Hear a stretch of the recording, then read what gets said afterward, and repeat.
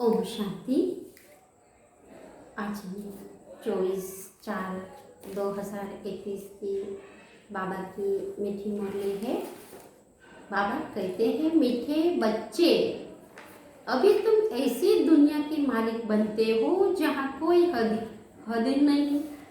योग बल से सारे विश्व की राजाई लेना यह भी वंडर है। आज का प्रश्न है, ड्रामे के किस बंधन में बाप भी बंधा हुआ है? तो बाबा उत्तर में बताते हैं, बाबा कहते हैं, मुझे तुम बच्चों के सन्मुख आना ही है। मैं इन बंधन में बंधा हुआ हूँ। जब तक मैं न आऊँ तब तक मुंजा हुआ सुलझ नहीं सकता। बाकी मैं तुम्हारे पर कोई कृपा या आशीर्वाद करने नहीं आता हूँ। मैं कोई मरे हुए को जिंदा नहीं करता हूँ। मैं तो आता हूँ तुम्हें पतित से पावना बनाने। आज का गीत है, तुम्हें पाके हमने जहान पा लिया। ओम शांति।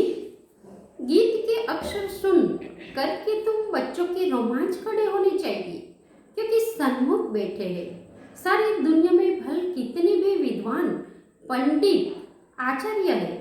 कोई भी मनुष्य मात्र को यह पता नहीं है कि बेहद का बाप हर 5000 वर्ष के बाद आते हैं।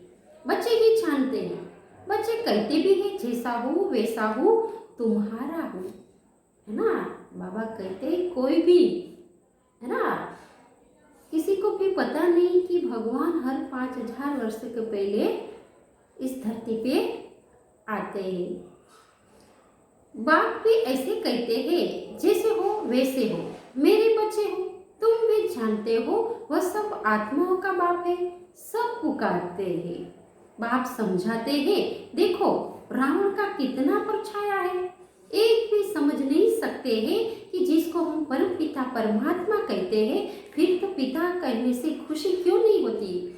यह भूल गए हैं। वह बाबा ही हमें ऐसा वर्षा देते हैं। बाप खुद ही समझाते हैं। ये इतनी सहज बात भी कोई समझ नहीं सकते। बाप समझाते हैं, यहाँ तो वही है जिसको सारी दुनिया पुकारती है। वो खुदा है राम, इसे पुकारते पुकारते प्राण छोड़ देते हैं। यहाँ वह बाप तुमको पटाते, तुम्हारी बुद्धि अब वहाँ चली गई है। बाबा आया हुआ है। कल्प पहले मुहाफिज, कल्प कल्प बाबा आकर पतित से पावन बनाए, दुर्गति से सदगति में ले जाते हैं। गाते भी है, सर्व का पतित पावन बाप। अभी तुम बच्चे उनके सन्मुख बैठे हो। तुम हो most of benefit sweet children. भारतीयों को ही बात है। बाप भी भारत में ही जन्म लेते। बाप कहते हैं, मैं भारत में जन्म लेता हूँ तो जरूर वही प्यारे लगेंगे। याद भी सब उनको ही करते हैं जो जिस धर्म के हैं वह अपने धर्म की स्थापना को याद करते। भारतवासी ही नहीं जानते कि हम आदि सनातन धर्म के थे। बाबा समझाते हैं कि भारत ही प्राचीन देश है तो कह देते हैं, कौन कहते हैं कि भारत ही स्वर्ग था। अनेकानेक बातें सुनते हैं। कोई क्या कहेंगे, कोई कहते हैं, कौन कहता है कि गीता श्री परमात्मा ने ही गाई है। कृष्ण तो परमात्मा था, उसने गाई। परमात्मा सर्वव्यापी है, उनका ही सारा खेल है। भगवान के सब रूप है। भगवान ही अनेक रूप घर लीला करते। भगवान जो चाहे सो कर सकते। अभी तुम बच्चे जानते हो माया भी कितनी प्रबल है। आज कहते हैं, बाबा हम वर्षा जरूर लेंगे, नर से नारायण बनेंगे, कल होंगे नहीं। तुम जानते भी हो कि कितने चले गए, हार गंदी दे देते। कितने बच्चे हैं जो बाबा से वायदा भी करते हैं कि हम बाबा श्री लक्ष्मी श्री नारायण भी बनेंगे, लेकिन कई बच्चे हैं जो बाबा का हाथ और साथ छोड़कर चले गए। मम्मा को मोटर में घुमाते करते थे, आज नहीं है। मम्मा की गाड़ी चलाने वाला भी आज नहीं है। ऐसे अच्छे अच्छे भी माया के संग में आकर ऐसा गिरते हैं जो एकदम नीचे पड़ जाते, है ना। जो महारथी अच्छे अच्छे बच्चे हैं वो भी क्या करते हैं, माया के वश हो जाने से बाप का हाथ और साथ छोड़कर चले जाते। जिन्होंने कल्प पहले समझा है वही समझेंगे। आजकल दुनिया में क्या लगा हुआ है और तुम बच्चे अपने को देखो क्या बनते हो। गीत सुनाना, कहते हैं हम ऐसा वर्षा लेते हैं जो हम सारे विश्व के मालिक बन छाते हैं। वहाँ कोई हद की बात नहीं है, यहाँ हद लगी हुई है। कहते हैं हमारे आसमान में तुम्हारा एरोप्लेन आएगा तो शूट कर देंगे। वहाँ तो कोई हद की बात ही नहीं रहती। आजकल देखो एक देश दूसरे देश पर जब हमला करते या तो प्लेन में जाते तो क्या कहते हैं कि अगर हमारे देश में तुमने प्रवेश किया तो हम तुम्हें शूट कर देंगे। बाबा के सत्य में ऐसी हिंसा तो एक ही प्रकार की होगी ही नहीं। यह भी गीत गाते हैं परंतु अर्थ थोड़ी समझते। तुम तो जानते हो बराबर बाबा से फिर से हम विश्व के मालिक बन रहे हैं। अनेक बार ये 84 का चक्र लगाया, थोड़ा समय करके दुख पाया, सुख तो बहुत है। इसलिए बाबा कहते हैं तुम बच्चों को अपार सुख देता हो। बाबा क्या कहते हैं कि तुम बच्चे तो बहुत ही कम दुख पाते हो, सुख ही सबसे ज्यादा तुम ही पाते हो। अब माया से हारो मत। बाप के बच्चे ढेर हैं, सब तो एक जैसे सपूत हो नहीं सकते। बाबा के मेरे बच्चे तो अनेक हैं लेकिन सपूत बच्चे तो बहुत ही कम है। लेकिन तुम माया से हार मत खाओ। कोई को 5-7 बच्चे होते, उनमें 1-2 कपूत होते हैं तो माथा ही खराब कर देते, लाखों करोड़ों रुपया उड़ा देते। बाप एकदम धर्मात्मा बच्चे बिल्कुल इज्जत खाते में। बाबा ने ऐसे बहुत मिसाल देके भी है। तुम बच्चे जानते हो सारी दुनिया इस बेहद बाप के बच्चे हैं। बाप कहते हैं मेरा बर्थ प्लेस भारत ही। बाबा क्या कहते कि भारत ही देश में ही मेरा दिव्य अवतरण जन्म होता है। हर एक को अपनी धरती का कदर रहता है। दूसरी कोई जगह शरीर छोड़ते हैं तो फिर उनको अपने गांव में ले आ जाते। बाप भी भारत में ही आते। तुम भारतवासियों को फिर से बेहद का वर्षा देते हैं। तुम बच्चे कहेंगे कि हम फिर से सो देवता विश्व के मालिक बन रहे हैं। हम मालिक थे, अब तो क्या हाल हो गया है।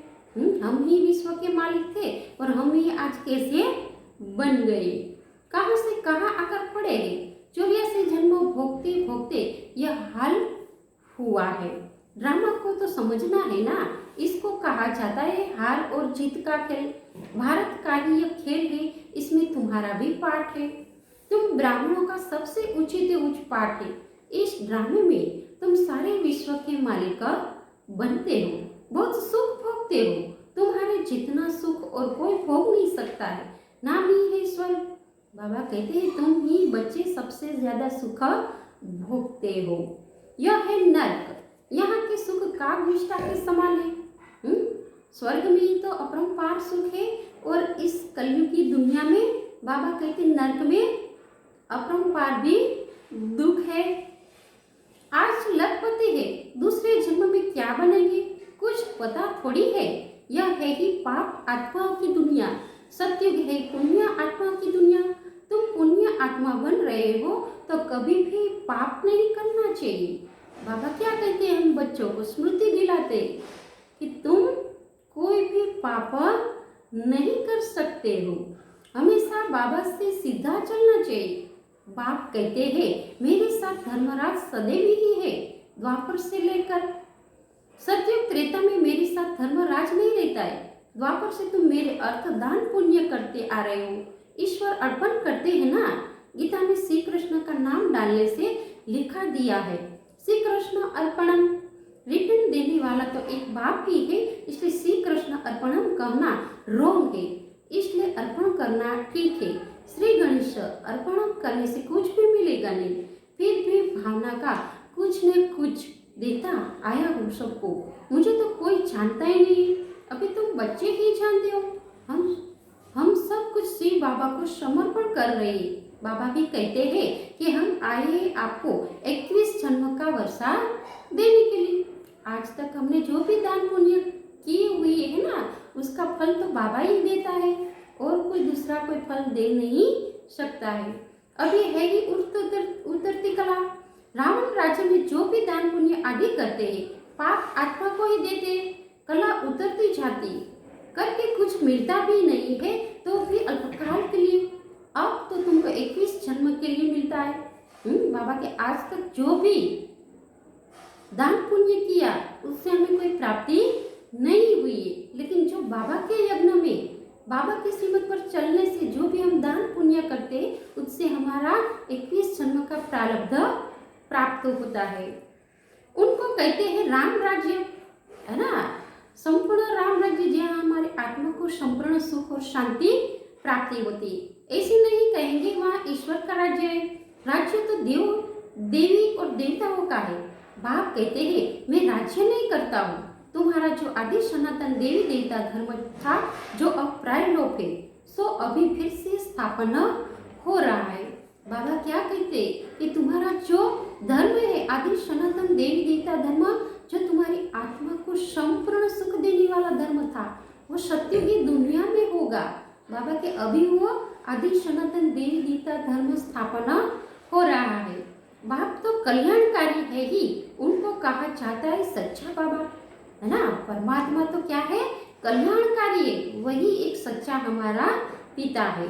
तुमको सच नॉलेज दे रही है अपनी और रचना के आदि मध्य अंत की। बाबा तुमको बेहद की हिस्ट्री ज्योग्राफी सुनाते हैं, कितनी जबरदस्त कमाई है। तुम चक्रवर्ती राजा बनते हो, उन्होंने फिर वह हिंसा का चक्र दे दिया है, असल यह है ज्ञान का चक्र, परंतु यह ज्ञान तो प्रायलोप हो जाता है।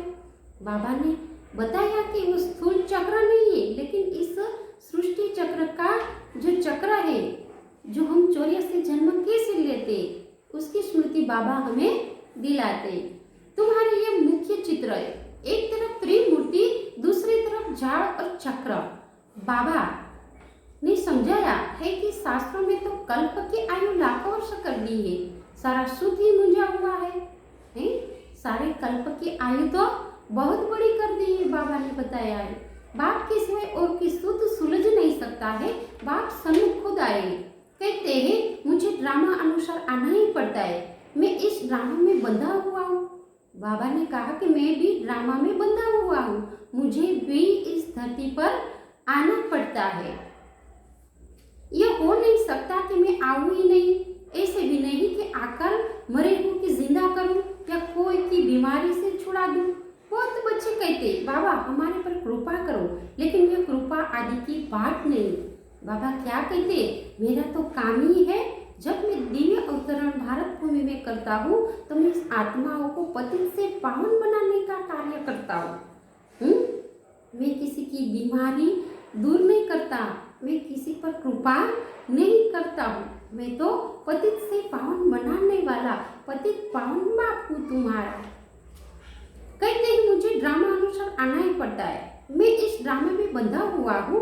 यह हो नहीं सकता कि मैं खाऊं ही नहीं, ऐसे भी नहीं कि आकर मरे हुए को जिंदा कर दूं या कोई बीमारी से छुड़ाऊं। बहुत बच्चे कहते बाबा हमारे पर कृपा करो, लेकिन यह कृपा आदि की बात ही नहीं, तुमने मुझे इसलिए थोड़ी बुलाया है कि आशीर्वाद करो, हमें कोई घाटा न पड़े। तुम बुलाती हो कि हे पतित पावन आओ, दुख हरता सुख करता आओ। शरीर के दुख हरता तो डॉक्टर लोग भी होते, मैं कोई इसलिए आता हूँ क्या? तुम कहते हो नहीं दुनिया स्वर्ग के मालिक बनाओ या शांति दो, ऐसे नहीं कहते कि इसको बीमारी से आकर अच्छा करूं। हमेशा के लिए शांति या मुक्ति तो मिल न सके, पाठ तो बजाना ही पड़ता है। जो पीछे आते हैं उनको शांति कितनी मिलती, अभी तक आते रहते हैं, इतना समय तो शांति धाम में रहना है ना। ड्रामा अनुसार जिनका पाठ है वही आएंगे, पाठ बदल नहीं सकता है, ड्रामा बना हुआ है, पिछाड़े वाले को पिछाड़े में ही आना है। ये झाड़ बना हुआ है, ये चित्र आदि जो बनाए हैं सब तुमको समझाना है। बाबा कहते कि हर आत्मा को अपना अपना पाठ मिला हुआ है, जिस समय जिस आत्मा को इस धरती पर आना होता है वही आत्मा इस धरती पर आकर अपना पाठ बजाता है। यह झाड़ बना हुआ है, ये चित्र आदि जो बनाए हैं सब तुमको समझाना है, और जो भी चित्र निकलते रहेंगे कल्प मिसाइल ही निकलेंगे। जो का विस्तार झाड़ में भी है, ड्रामा चक्र पे भी है, अब फिर सीढ़ी निकाली है, मनुष्य तो कुछ भी जानते भी नहीं है, बिल्कुल ही जैसे बुद्धू है। अब तुम बच्चों की बुद्धि में है परमपिता परमात्मा जो ज्ञान का सागर है, शांति का सागर है, वह उनको इस तन के द्वारा पढ़ा रहे हैं। बाप कहते हैं मैं आता ही उनमें हूँ जो पहले पहले विश्व का मालिक था। बाप कहते हैं यह खुद ही नारायण की पूजा करने वाला था। ट्रेन में भी मुसाफिर करते गीता पढ़ते थे। मनुष्य समझेंगे कि यह तो बड़ा धर्मात्मा है, अभी वह सब बातें भूलने की बात है, फिर भी इसने गीता आदि पढ़ी ही ना। बाबा कहते हैं मैं यह सब जानता हूँ, अभी तुम यह विचार करो कि हम किसके आगे बैठे, जिसके विश्व के मालिक बनते हो, फिर उनको घड़ी घड़ी भूल क्यों जाते हो। बाप कहते हैं तुमको 16 घंटा फ्री देता हूँ, बाकी अपनी सर्विस करो। अपनी सर्विस करते हो गोया विश्व की सर्विस करते हो। इतना पुरुषार्थ करो, जब कर्म करते कम से कम 8 घंटा बाप को याद करो। अभी सारे दिन में 8 घंटा याद कर नहीं सकते, वह अवस्था जब होगी तब समझेंगे ये बहुत सर्विस करते। ऐसे मत समझो कि हम बहुत सर्विस करते हैं, भाषण बहुत फर्स्ट क्लास करते हैं, परंतु योग बिल्कुल ही नहीं है। योग की यात्रा ही मुख्य है। बाप कहते हैं सिर पर भी कर्मों का बोझ बहुत है, इसलिए सवेरे उठकर बाप को याद करो। बाबा कहते हैं कि सिर पर 63 जन्म का पापों का बोझा है, वह अमृत वेले उठकर बाप को याद करके भी कर्म नाश करो। 2 से 5 तक है फर्स्ट क्लास वायुमंडल। आत्मा रात को आत्मा अभिमानी बन जाते, जिसको नींद कहा जाता है। इसलिए बाप कहते हैं जितना हो सके बाप को याद करो। अब बाप कहते हैं मन मना भव, यह है चढ़ती कला का मंत्र। जितना बाप को याद करेंगे उतनी ही हमारी चढ़ती कला होगी।